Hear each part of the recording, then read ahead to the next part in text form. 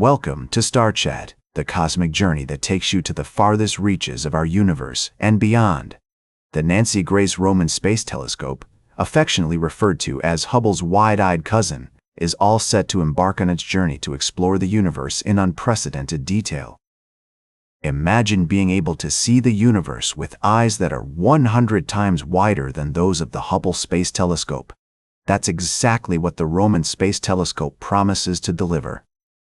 With its 300-megapixel wide-field instrument and coronagraph instrument, this powerful observatory will be able to capture extremely sharp images across a huge field, measure sensitive spectroscopic data, and even directly image exoplanets by blocking out a star's light. But what makes this mission truly groundbreaking is its focus on investigating dark matter and dark energy, the invisible forces that shape the universe as we know it. By observing how galaxies cluster and how matter bends light through weak gravitational lensing, the Roman Space Telescope will help scientists map the distribution of dark matter throughout the universe. And by looking for supernovae in distant galaxies, it will provide clues about the expansion rate of the universe and the mysterious force that's speeding it up. The Roman Space Telescope is also expected to find thousands of exoplanets, some of which could be smaller than Mars, using a process known as microlensing. This will reveal new worlds beyond our own, orbiting their host stars at distances ranging from closer than Venus to beyond Pluto. As we speak, the Roman Space Telescope is being prepared for launch, encapsulated in its payload fairing and traveling to the SpaceX hangar at Launch Complex 39A at NASA's Kennedy Space Center. Liftoff is targeted for Sunday, and we can't wait to see this incredible mission take off. We'll be right back with more fascinating space news on Star Chat. Welcome back to Star Chat. We're diving into some fascinating space-related news. Up first, we had a great conversation about lunar eclipses, and now we're moving on to some exciting updates from NASA. You might recall that NASA has been actively working on its Artemis program, aiming to return humans to the moon by 2025.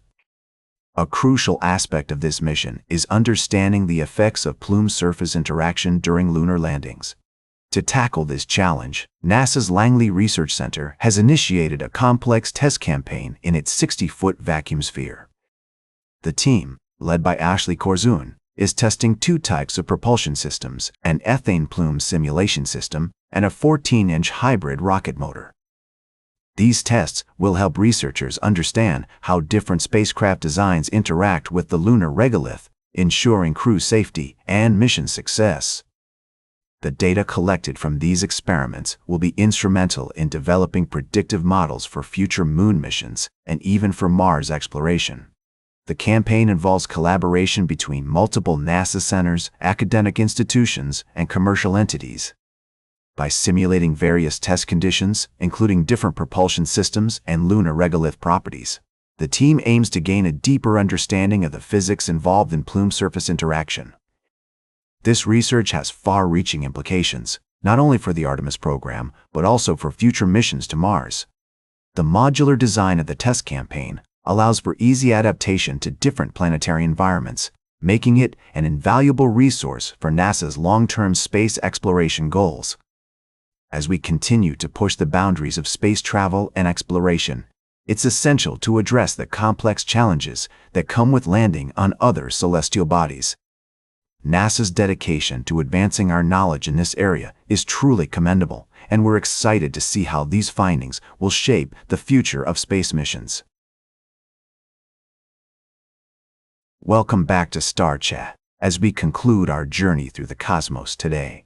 As we've been exploring the wonders of space and the dedicated individuals who make it all possible, I'd like to share with you a heartwarming story of service dedication and the pursuit of excellence.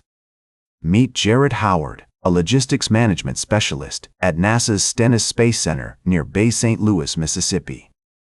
Jeret's story is one of commitment, starting from his days as a 17-year-old United States Army combat medic in Iraq to his current role at NASA, where he has transitioned from being a contractor to a civil servant. With over 15 years of experience as a mechanical technician, turning wrenches and building test stand infrastructure, Jeret now secures necessary hardware, and components for propulsion testing, ensuring that taxpayer dollars are wisely spent.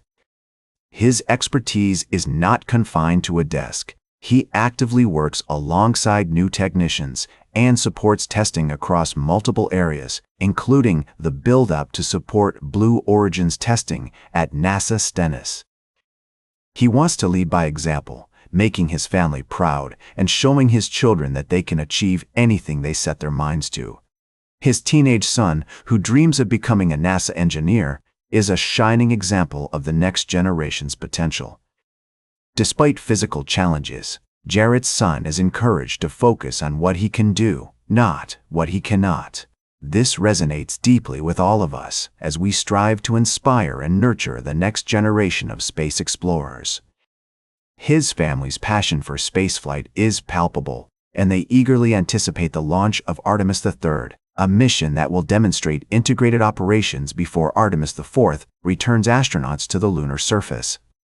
Jeret's transition to a civil servant means he has a direct role with NASA, contributing to the advancement of space exploration and inspiring future generations. As we gaze upon the vast expanse of the cosmos, let us draw inspiration from individuals like Jeret Howard, who embodied the spirit of service, dedication, and pursuit of excellence. Until we meet again, farewell and clear skies. That's all for today's Star Chat. Remember to like, share, and subscribe, and until next time, remember to keep looking up at the stars.